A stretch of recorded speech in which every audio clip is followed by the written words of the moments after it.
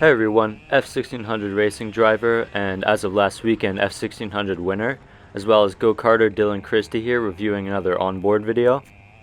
This video is going to be following one of my rain races at Oakland Valley, as well as a rain race by Rowan Gill, who sent this video in to me. And this video is basically going to cover all the fundamentals that go into racing in the rain. Before I get started with this onboard, I'd like to give a massive thanks to Team Pelfrey. I just came back from a weekend in Sebring racing F1600 in the SCCA race. Grabbed my first win and then a second place after a nice recovery. I actually spun out early in the race, hit some dust, managed to recover and finish second. That was awesome. And I'm looking forward to an awesome season with them. They were a phenomenal help, and I'd like to give a massive thanks to them. Please try, if you're not already, to follow me on Instagram. I'm doing a lot to try and make the page interesting. Feel free to send me questions too, and if you have some good onboard videos, send that in as well, and I can make it in a video just like this. I'm looking at two very solid performances in the rain, both really happy to have on video. The one I'm starting with is one of myself. We started off in third, got the lead within 2 corners, and managed to pull away and win by 10 seconds, or actually I think a bit more. And the video is definitely worth looking at. And then the second video is going over an onboard send in by Rowan Gill, who had a very solid performance in the rain. He didn't win, but he got very close at the end, and the video is by far worth looking over and reviewing. Now, beginning a race in the rain, you really don't know the conditions, so you really have to try and push the cart, get heat in the tires, and figure out what you can get away with. You can see that on the start, I get pointed straight, I set up well, enough to be able to go for a run into turn 2. Now, because starting off in a rain race, you really don't know what the track conditions will be like, it's your job to push the cart and try and get the most that you can out of the cart in the earlier stages, especially before you know well how much speed you can carry. It's better to take a more aggressive approach and really feel out the limit of the cart.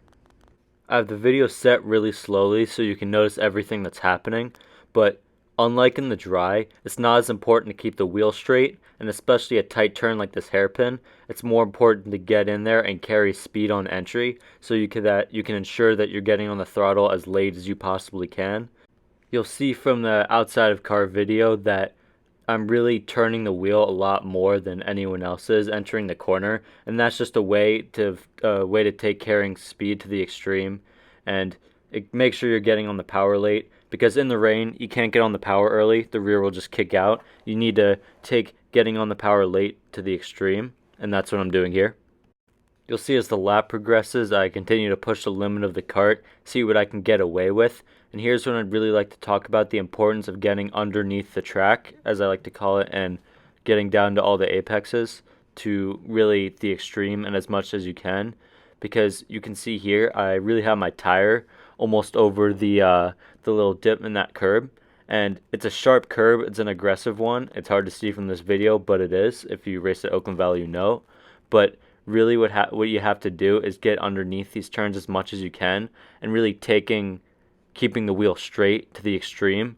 In the rain, everything really is to the extreme, so trying to cut off distance and keep the wheel straight will do tons to ensure you're carrying speed. And you want to not do this just in this corner, but every corner for the entire lap. Up here, I do my best to get pointed straight as well. I actually go as far as to get into the grass a bit at the apex to try and cut off that distance and get pointed straight.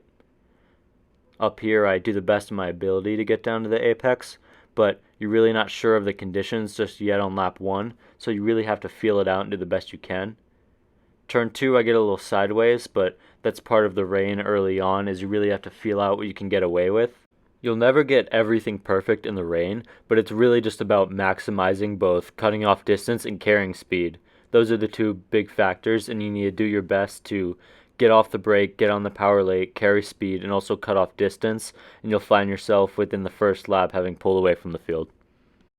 Taking a turn from what to do in the beginning of a rain race to towards the end, we have Rowan Gill's video, and we'll notice some key differences to how I drove to how he drove. Another thing I really like about this onboard is as we get towards the end, you can see the driver in first up here, and you can get to see him more closely and see what he's doing as well. So you have the 2 top junior drivers, you can see what both of them are doing and the tactics they use to pull away from the field. Something I really like about how he's driving is that he's very smooth on the wheel, which is something that towards the end of the race, if you've done the first half right and felt out the track, you'll be able to do. And even with the lap cars up ahead, he still keeps his wheel pointed very straight. Um, he's turning the wheel, but he's not counter steering, and it's very slow movements, slow deliberate movements of the wheel. And that really contributes to carrying speed, is making sure that that inside rear wheel that's lifting is settling in a slow and smooth way. While we're on the subject of rain racing, we should talk about passing in the rain. We have almost one lap left to go, and you can see he's in a spot where he could pass for the lead. He does a very good job this last lap, as we can see by slowing everything down and slowing down the video, that he really does a good job of getting pointed straight. You can see how much straighter he is in the car ahead. Both cars doing a phenomenal job, but him especially getting pointed straight on this last lap, an important lap. And you can see that he'll get a much better run out of this corner. And he won't catch right up to the cart in first, but he'll have a good enough run and just be close enough to consider a move later on in the lap. Now, after watching this lap for a while, there aren't really that many safe places he could have gone for a pass, except for right here, and it would have been difficult to do, but a way I would have considered a pass going into this hairpin here, as I have the video slowed down for everyone to really be able to process, is I would have gone through here, I would have carried speed, and I would have waited, and I would have gotten on the power a lot later and hugged the corner a lot more than I typically would have done. And what this will do is it will slow me down in the hairpin, but it will have me more pointed to the right. As you can see here, he's already pointed to the right of the carton first, but I take that a bit further and get pointed even more to the right, because what it will do is create a bit of a gap from the carton first, but it will create a better run through this corner, this left-hander up ahead. So basically he won't be as close to the carton first, he won't have to check up, and he'll be carrying more speed. So right here where he's on his bumper, he won't be on his bumper just yet. He'll be a bit more behind but carrying speed, so that he doesn't have to check up here, and he can sort of exit that chicane there and enter that mini straightaway with a good enough of a run to go down the inside. It would have been difficult to do, and he really did do a good job, but that could have been a spot where he could have potentially taken the lead. You can see, because he was forced to check up though, that there really aren't any spots left in this lap to go for the lead. I'd say to Rowan that he ran a great race, especially for his experience level. He showed phenomenal pace and all around just a great performance, and he really showed some of the things that I did in my rain race in here, and you can see how it paid off in a positive way. Also, good job to James. He's driving the 783 on winning the race. He showed phenomenal pace as typical. Now that I've gone over both videos, I'm going to keep myself quiet for a lap, and I'm going to show you one full lap of me in the rain. This is from the video I showed earlier. Keep in mind I'm balancing both being smooth and carrying speed and testing the limit, as I talked about earlier, so pay attention to both those things and how I balance the two out.